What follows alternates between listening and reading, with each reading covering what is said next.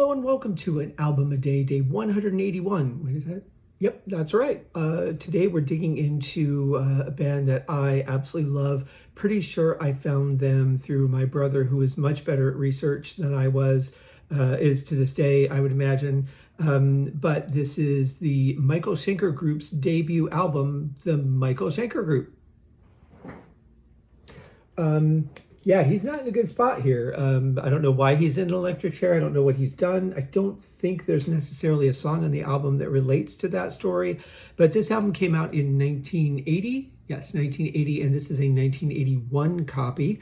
It is in pretty good shape. So the album itself on Chrysalis, I always like this blue and white label. Kind of reminded me of like a something I would get off the ice cream truck, you know, where they had like those two-tone popsicles and stuff like that. Although my favorite was the red, white, and blue Bomb Pop. And wow, those have made quite an interesting comeback. Anyway, off the subject. So anyway, this is the Chrysalis record in very good condition. And I absolutely love this album. It's just fantastic. So on the back, I guess it's really not an electric chair. I always think of it as electric chair, and that could be because of Ride to Lightning, that album cover. A little off center there, there we go.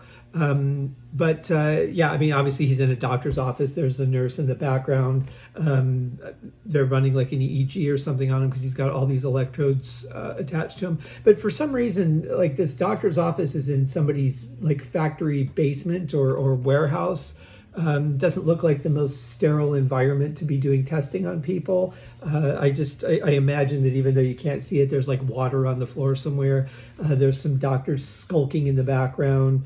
Just maybe not the best place to go for your medical needs. So maybe this, and I don't think he's being like questioned or tortured or anything because he doesn't seem to be strapped into the chair. He seems fairly calm. So I don't know, a really weird situation. And again, I'm not really sure how this actually relates to the album or if it does. A lot of times album covers don't, and that's fine. So we have this inner sleeve here, which has some lyrics. I actually like the fact that they did these at a completely different angle.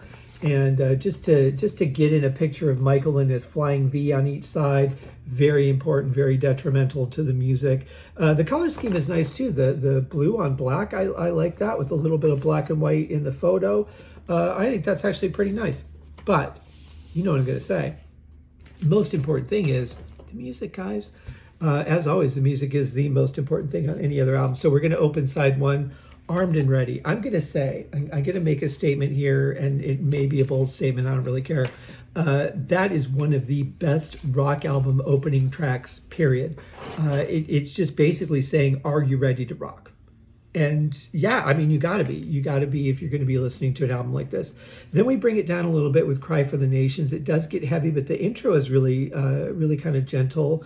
Then one of my all-time, I would put this on, you know, I'm not good at this, but I would say top 10 or top 20 all-time favorite songs ever that I would be unhappy if I could never hear again. Victim of Illusion. Just an excellent track. That was I think one of the first ones that I took, an hour with a cassette and a record and just played the song over and over and recorded it over and over onto a cassette tape so I could just listen to it on a loop. And they're coming to, blow away the dead grass because how dare you, nature.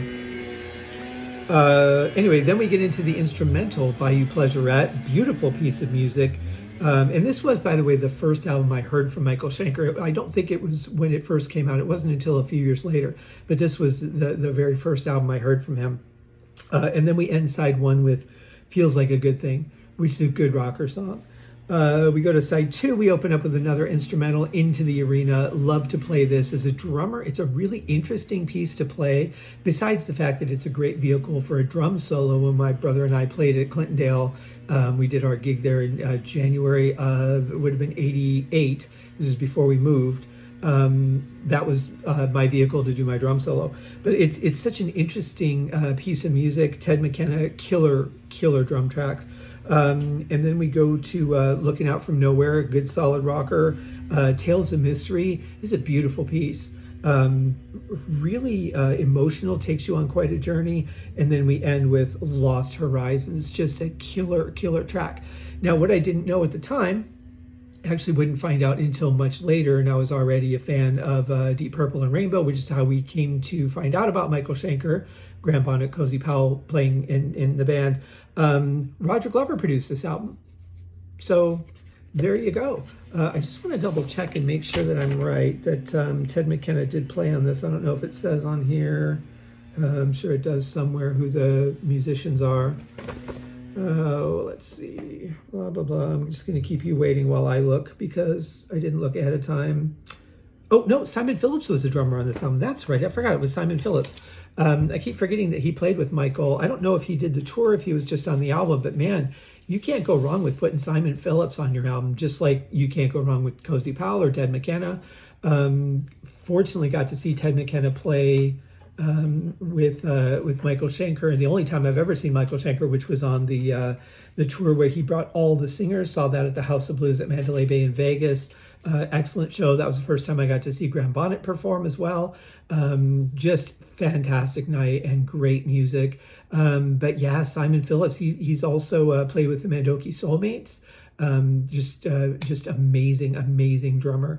So there you have it, guys. Michael Schenker Group, the Michael Schenker Group. Go check it out. If you like some good rock and roll, this is an excellent album. I highly recommend it. One that I've just loved over the many years. And if nothing else, if you like good rock and roll, at least check out Victim of Illusion. It's a killer track. We'll see you guys in the next one. Cheers.